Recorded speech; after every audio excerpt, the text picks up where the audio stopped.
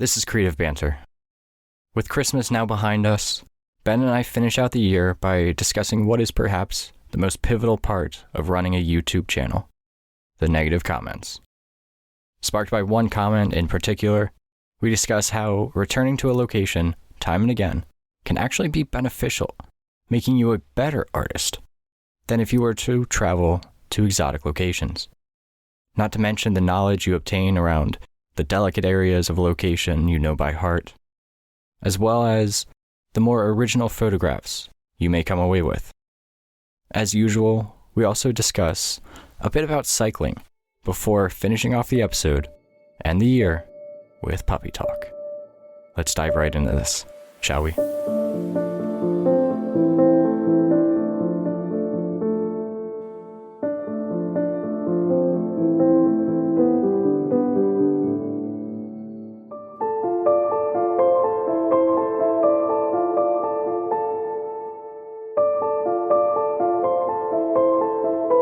So how are your holidays? Pretty good. Pretty low key. I got to the point where I had finished the first video for the Zion stuff after having shipped out all the folios and zines and stuff. And so I figured it's close enough. So I think I want to have it just go out on Christmas Day, just for kicks. Yeah. And then after that, go just the regular Saturday morning thing I do.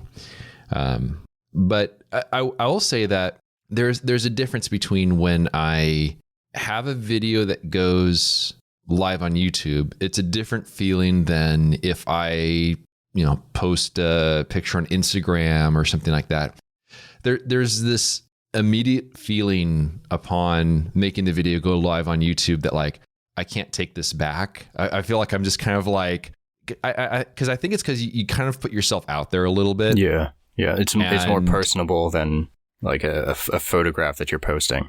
Yeah, because it's so much more in depth. It's long form, and so I found that on the days that I have the videos go live, it sometimes puts me into a little bit of a funk, just because it's not getting whatever dopamine hit or whatever you'd get for maybe like posting a picture on Instagram or something like that. It's almost like the opposite side of that. Yeah, But, I obviously enjoy doing that. I think I enjoy creating the videos more than I enjoy posting the videos. Which should be the case anyway, at least I think. Yeah, exactly. Because it's something that I do because I enjoy the process. I think because something about hearing all the sounds, especially like the first video from the Zion series, where it's really heavy on natural sounds. I mean, I started out with the sound of a canyon wren, which is like my favorite bird sound. Yeah.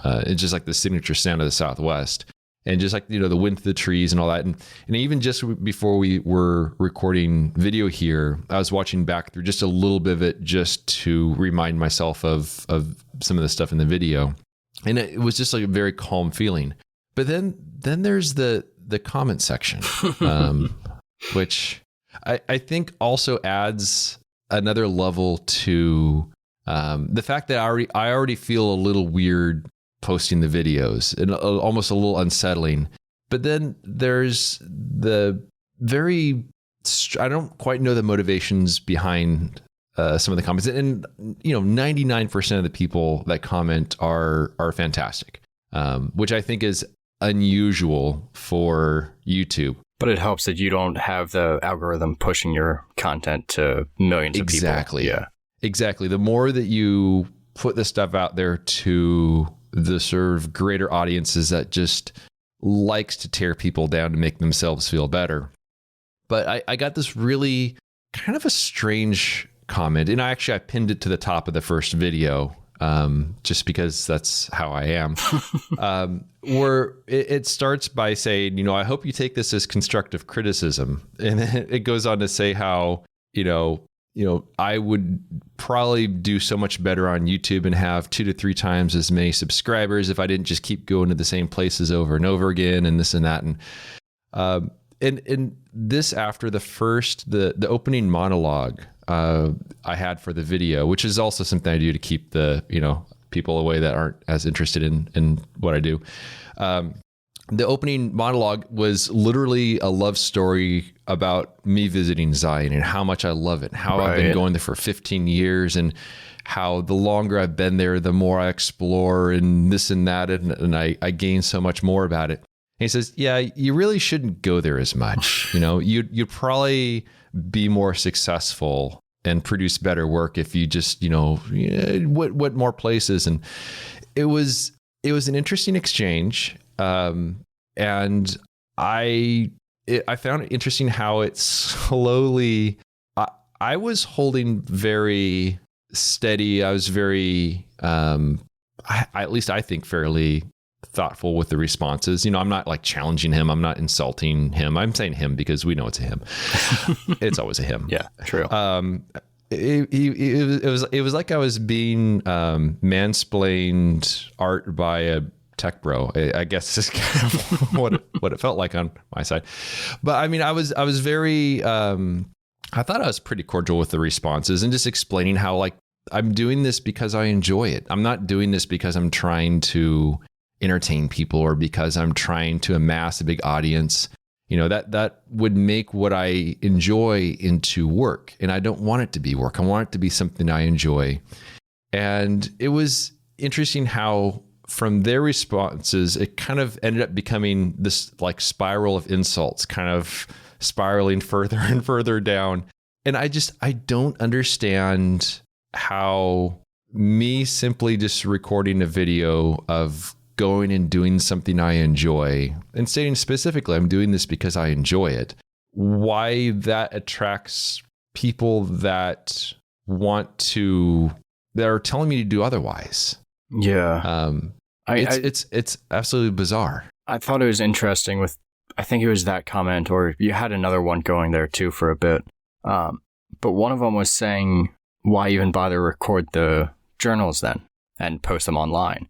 Yeah. And I think that was the only like half decent point that they made throughout the entire argument, because like I can see that whole idea of, well, clearly there's something that you are getting out of posting these things online, and whether that's obviously to help you with your career, but that notwithstanding, like there's some sort of personal satisfaction that you get with that. But past that stuff, like I don't know. Like you can go around, you could say that argument forever and say that if you travel the world, you would be such a better photographer because you'll be more diverse and you'll have different compositions and whatever, different experiences to share, however you want to like wrap it up. But at the same time, I think there is so much more power in getting to know a place, even as small in terms of national parks go as what Zion is. And get to know it like personally, get to know it much more intimately than what you would be able to accomplish by traveling all over. I mean, there's a reason why guys like Ansel Adams was known for Yosemite. He wasn't really known for his work in like Mexico or anywhere else that he traveled. And same goes with William Neal and Guy Tall and all of those others that focus on one specific area, and that's what they do best. It doesn't make them any more or less of an artist because of that. Yeah. I mean, and I am by no means comparing myself to, let's say, Clyde Butcher, but can you imagine if someone said to Clyde Butcher, hey, come on, get out of the swamp, just exactly. go take some street photography, or, like it just, you think that you might give some semblance of valid or a little more weight to the perspective of the person who has been doing this for so long. Yeah. I mean, it seems like when people are very new to photography, the instinct is to try a bunch of different things and see what you enjoy, this and that. But after a while, you figure out what works and what really gives you that sense of satisfaction and allows you to produce the sort of work that you're satisfied with. And then that is sort of the artistic direction that you have. And for me, it is a process of getting to know the locations. I honestly have very little desire to travel abroad because I feel like it would take so long to get to know a new location, and that I would only be producing surface level work. And the easy to pick apples kind of a setup, as opposed to really learning about the locations. Exactly. And there's another factor to that as well, which is the more you visit an area, the more you learn to recognize what the more fragile parts are and the areas that need to be protected, the areas that really should not be made public in terms of like naming locations and showing stuff. And so I find that the more I visit an area, the more I learn that, and the more careful I am in terms of what I show, what I say, and if I even show anything at all for some of the areas. And so I feel like it also sets a bad example in terms of just going to an area you don't know and setting up and going about your business and leaving this wake behind you that could perhaps have a negative impact on that area. Yeah, I mean, there's a lot of factors involved for that. Oh yeah, for sure. I mean, you talked about in your videos that you've gone back and seen where you've placed your bag like multiple days later, or where you've placed your tripod or anything like that, where you've sat waiting for a photo, and just the impact of how slowly it recovers from something as simple as a 50-pound weight on the ground. Yeah. And like when I went on the spring backpacking trip, and then almost 3 weeks later came back with my wife, and I still saw my footprints in the sand there. And just stuff like that where there is an impact. And then if you have more people going there, and it does speak to the whole hustle culture that we've talked about in the past, where there's this conventional wisdom that you follow whatever is the popular path, you do that, and that's your recipe for success, and then you keep working in this and that. But that might be fine for some people, but it's not the case for me. I mean, for me, if I were to write out what my perfect life would be on paper, I'm darn near living it. I mean, in terms of being able to go to the places I love, to revisit those places, to go there to take photos, ride my bike between them. I mean, to me, it's a very simple life, but it's something that I very, very much enjoy. And it's a strange instinct to tell other people what to do and how to go about things. And then for that to descend into just a spiral of insults. It's really bizarre. And also I should mention that when, at least it's my understanding that when people do that, oftentimes the commentary is not about the person they're addressing it. It's really a commentary about themselves. Mm-hmm. And it has to do with their own insecurities, their own stuff, and they will project that onto other people. And in many ways, it is kind of a sad peek into the perspective of the person who's leaving the comments. And so that's why I don't get upset. I don't get angered by the comments. I'm confused sometimes a little bit. But it makes me, for the most part, almost a little sad for the person leaving them, because it just sounds like they, it's a peek into a life, and it's not the life that I'm leading, nor would I want to lead. Yeah.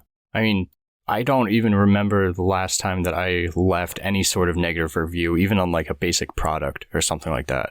Because me neither. Because I think of that, I'm like, this is going to take me more time to write this review and to express my displeasure with it than it is for me to just let it go. And like, don't get me wrong, negative reviews, if they're genuine, can be great in terms of things, in terms of helping companies or like podcast recorders, whatever you want to call it, to get better at what they're doing. But most of the time you just see like the one review that we have on Apple Podcasts for this, that it's like two privileged, pompous something and another individuals. And it's like a 1-star review. I'm like, okay, like that's, I give me something more. At least if you're going to leave a negative review about what we're doing here, give me something to improve on. But that's not what people want to do. They just want to try and bring others down into their own negative spiral. Yeah. And you do wonder if the people that are inclined to do that, because I'm the same way. I have no desire whatsoever to leave like negative reviews, whether it's a video or a product or whatever. But it does make me wonder, do the same people do that? Did they just say that to people just on the street? Like, oh man, that is a horrible pair of pants you're wearing. Yeah. I mean, what are you thinking with that color? I mean, what it doesn't match anything.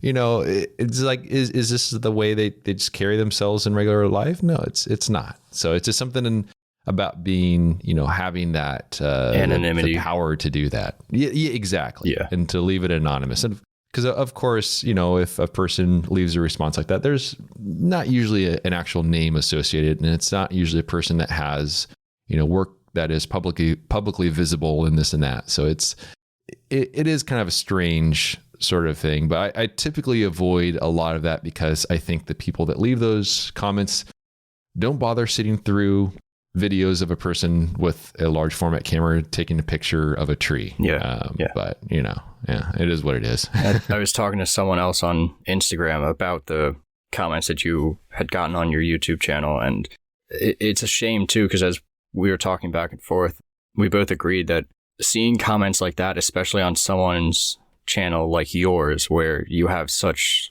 a degree of prevalence in the landscape photography community, it's kind of a shame to see like that kind of critique going around, especially of the one photograph that you had taken of the cottonwood tree, was it? With the maple? Yeah. The yellow maple? Yeah, the maple with the grass and going the one direction, the maple off to the left, and how that's not balanced or whatever according to this guy. Yeah. And I'm like, well, first of all, that's wrong. But it kind of, I think it can drive people away from going onto communities like Nature Photographers Network or other ones, that because they think that that's kind of the kind of critique that they're going to get, that it's all going to be negative and that you're doing this wrong. And, oh, if Ben Horn is getting these negative criticisms, well, my work is nowhere near as good. And so why would I even bother? So I think there's definitely a double-edged sword there too. Yeah.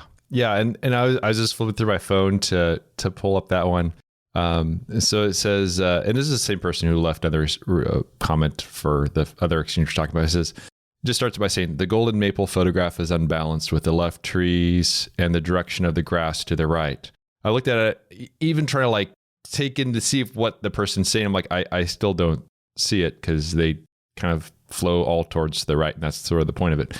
But it says, it designs an opposite movement beneath the image. The horizontal lines and tones are great though. Oh, yeah. So you end it with a positive. But yeah, it's just a weird thing. Like I've never understood the desire for people to give just unsolicited advice. Yeah. It's never anything that I would do. But yeah. But that's part of YouTube. But it does, between just, posting the videos by themselves, leaving me just feeling a little weird, but then to have that sort of thing, it makes it so it is honestly a bit of a negative experience. But then when I posted a couple days later that picture on Instagram, then I got my little dopamine hit. So everything balances out in the long run. So, there's that. But yeah. Life of a photographer who puts herself out there, that's just kind of the world we live in. People want to tear other people down just to make themselves feel superior, I guess. Yeah, unfortunately. And we'll never get away from it. Even if we get rid of the internet, we'll still have it in day-to-day lives and high schools all around the world. Yes, that is true. Yeah. So what else is new with you? As you and some of our listeners surely saw, I got a bicycle yesterday. So nice. It's something that I've wanted to get since 2019, 2020 time frame. But of course, the prices of bicycles skyrocketed right around then. And yeah, it was insane. Even old used bikes were selling for a lot of money, let alone something, new, Yeah. So, because I remember I went with my mom, girlfriend, to the same shop that I ended up buying the bike from yesterday. And I just remember talking to them, figuring out like what kind of bike would be good, and then talking about prices, and I was like, yeah, this isn't going to happen. Yeah. Like there's no way.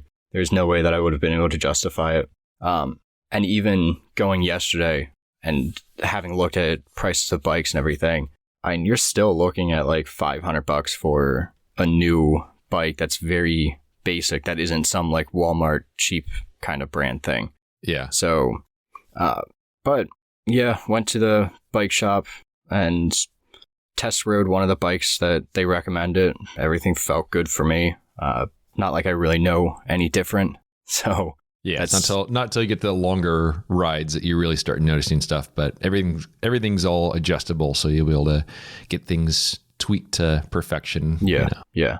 So I mean, I figured it's good enough for now. If it lasts me 2, 3, 4 years, whatever, however long, even if it's next year that I get something different that's more suited for what I plan on doing, then whatever, that's fine.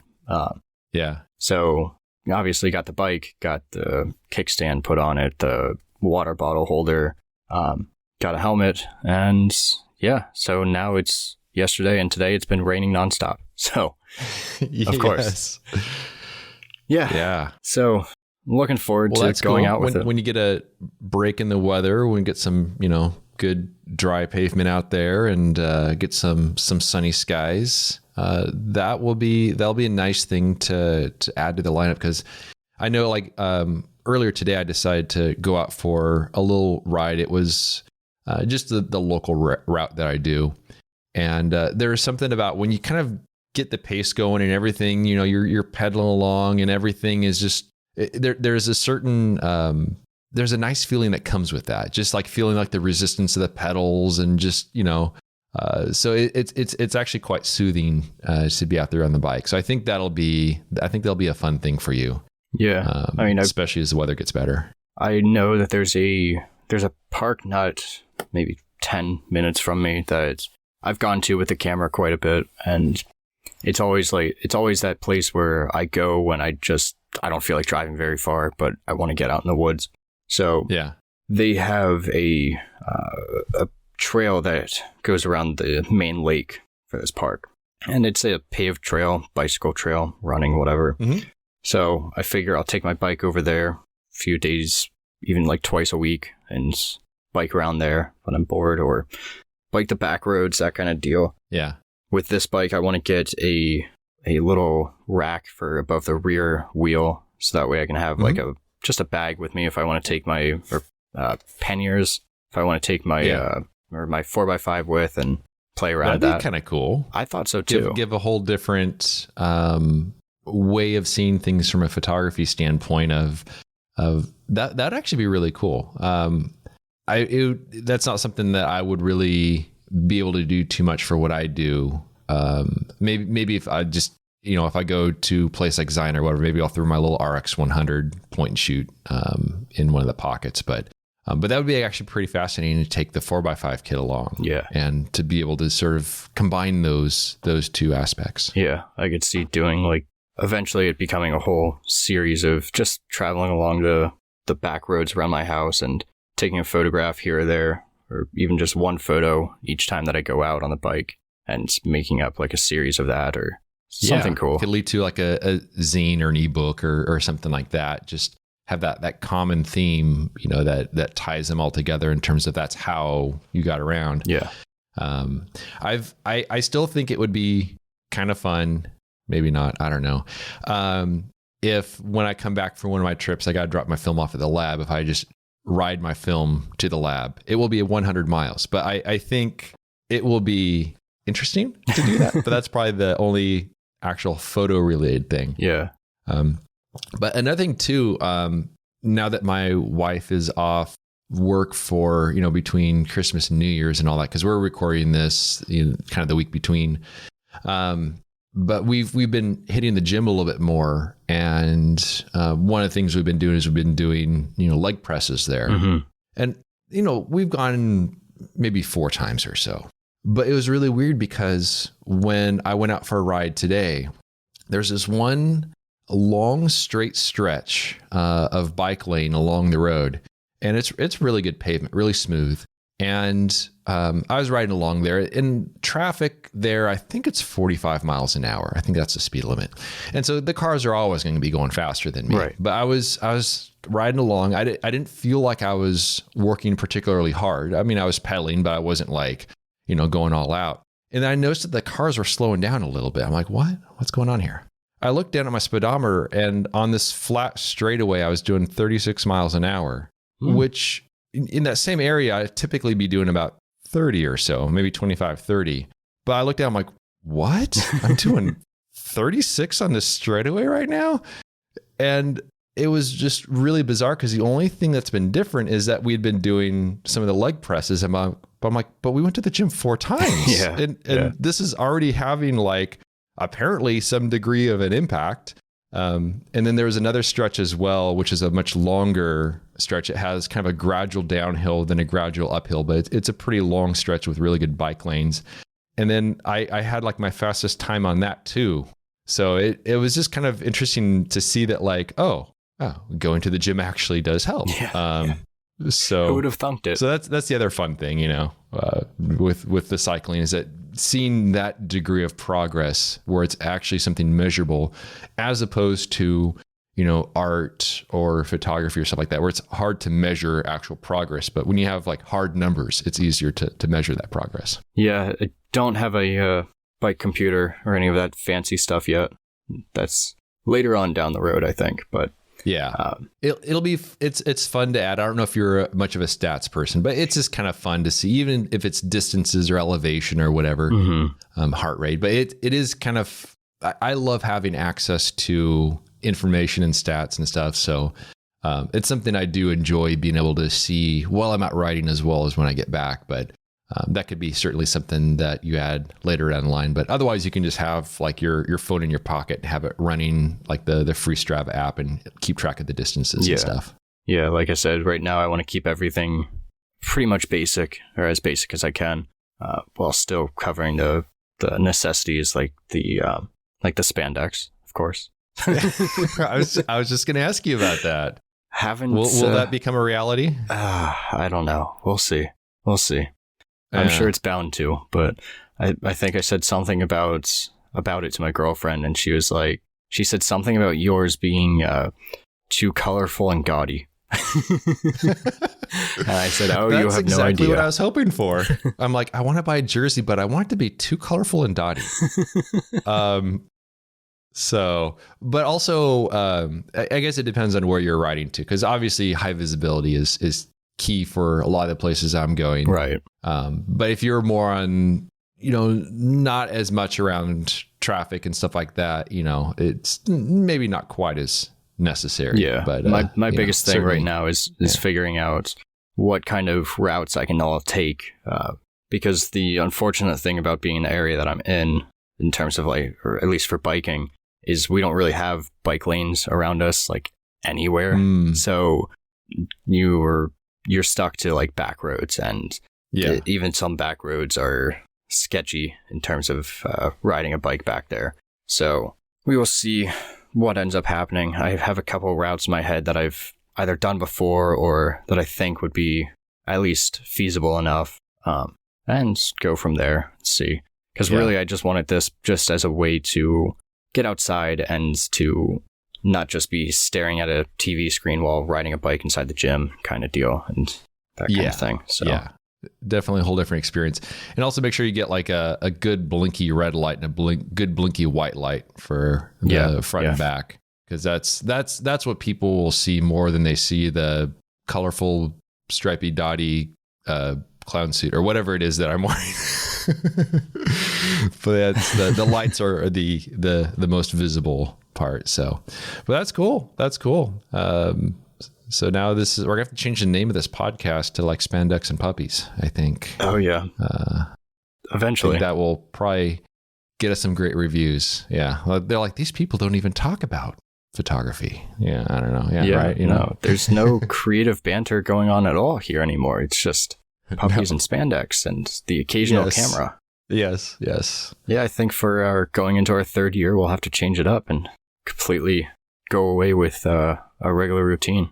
Yeah. Or just or just go into, or really switch it up, really screw with people, think that we're going into Spandex and puppy talk, but really we're going deep diving into camera reviews and tech talk. I'll give all the tips and tricks. I'm really good at that. I've got a lot of experience with the tips and tricks. So, I'll just use I'll just spout wisdom. So, yeah, That works for me. Yeah. So anything else new with Emmy, and speaking of puppies, anything else new in that regard? Not a whole lot. I mean, we've got her scheduled for her spay in the end of February. So at least there's that. We got that taken care of, so long as she doesn't, ruin it for us and then make us wait 3 months. But otherwise, I mean, she's been sleeping in bed with us, so that's a change. Wow. And that's going pretty well? Yeah. So kind of made the decision last week, since my girlfriend had off from last Thursday until I think the 2nd is when she goes back. We were talking a little bit about it, and I'm like, well, since she has off, I'm like, just let Emmy sleep in the bed with us. We'll take it night by night and go from there. Because worst case, we have the whole week, or at least we have a stretch of time where if we have to start to put her back in the crate, she's not ruining our sleep too bad where we have to get up early. Yeah. But no, she's been great. She's been sleeping through the night. She woke up today at 4:00 by body slamming into the balcony door, because to potty train her, we use the bells hanging from the doors, and she must have gone out of the bedroom toward the one door that we have that goes down the steps, but we have it blocked out with a box. And she must have went over there and rang the bell there, waited a minute or two, and was like, these assholes aren't coming to get me and let me outside. So she must have come back into the bedroom. I'm sure in the doorway she looked over at us, saw that neither of us were up to get her, and then decided that she was going to attack the bell on the glass balcony door. So that scared the shit out of my girlfriend at 4:00 in the morning. So yeah. But otherwise, she's been good with sleeping in bed with us and with all of that. So it's finally nice it's nice to finally be able to sleep through the night and not be woken up 2 or 3 times. So yeah.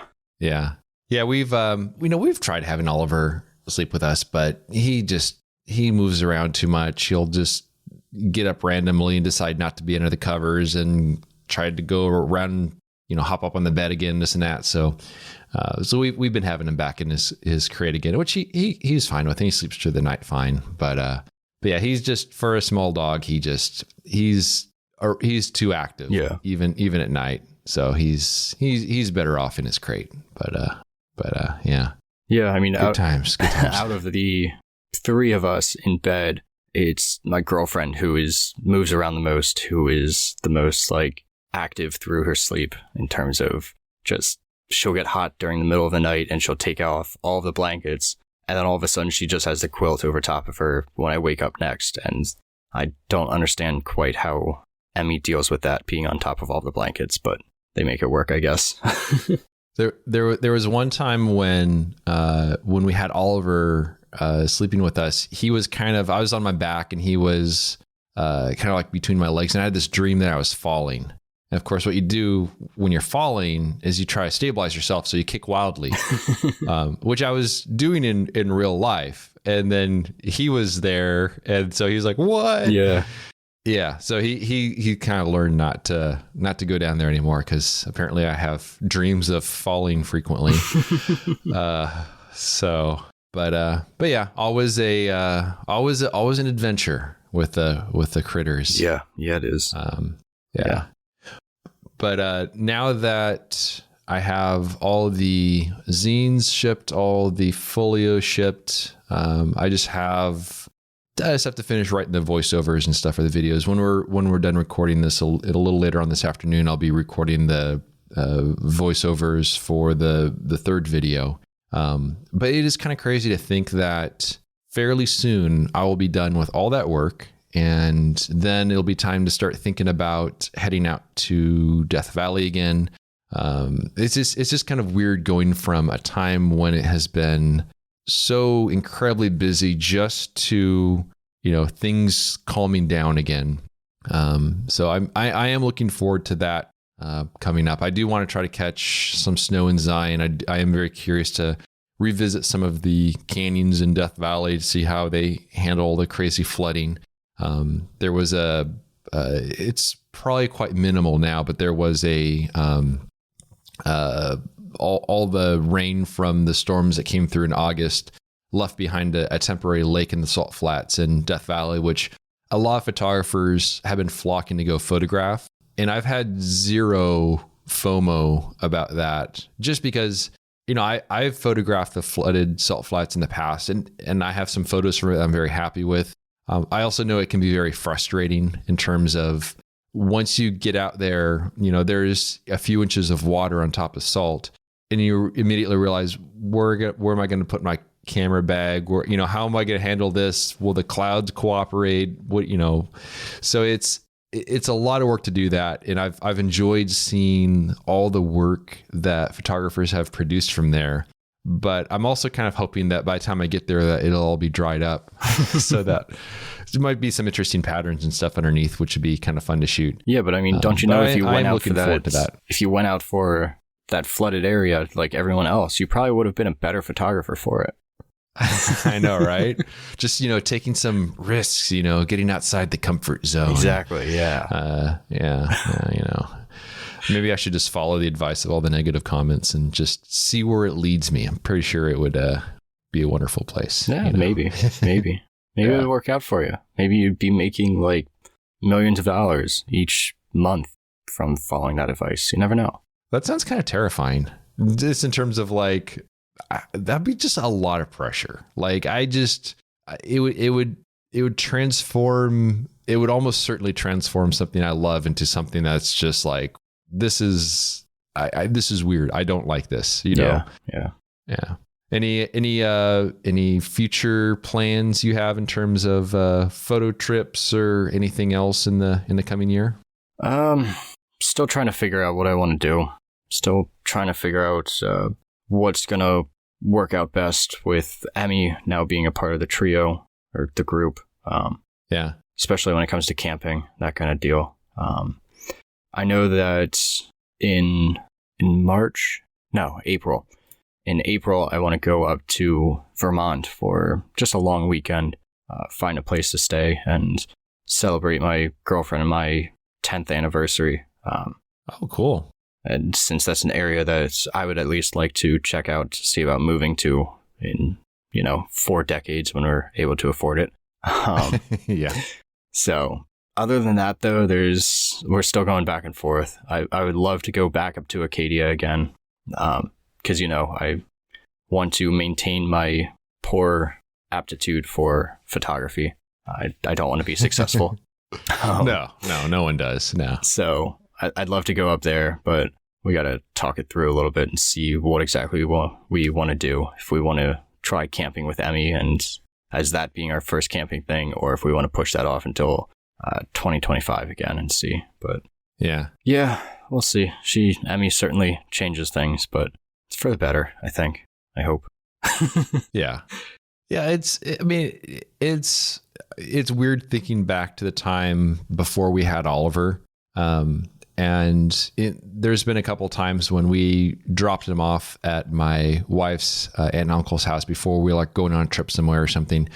It was just really quiet in the house without him, without his little paws clicking around on the hardwood floors. It felt really weird. Like once they're a part of your life, it's weird when they're not there. So it'll be cool if you can include them, include her in the trips, and if that works out. Yeah, though I will definitely say that her waking up at like 5:15 this morning and barking like a crazed lunatic, thinking that there's someone in the doorway about to murder all of us, when in reality it's just my dad downstairs getting ready for work. Not exactly the best thing to wake up to. I could definitely go without that. I kind of miss not waking up to that kind of shit. But that's not quite as ideal. Yeah, we also have skylights in the living room area, and There are times where she'll just look up at the skylights in the night and start randomly barking at them because she sees her reflection or she sees me for being reflected or whatever she sees. I swear she sees ghosts. But yeah, certain things I would definitely can do without, and am hoping to kind of train out of her. But we'll see how it goes. Yeah, that's all part of the fun of it. Oh, yeah.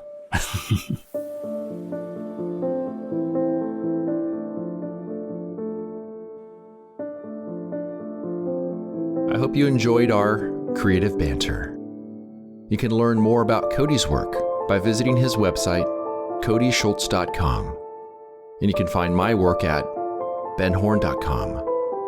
For further discussion, join us at patreon.com/creativebanter. It's a place where we can interact with you, the listener.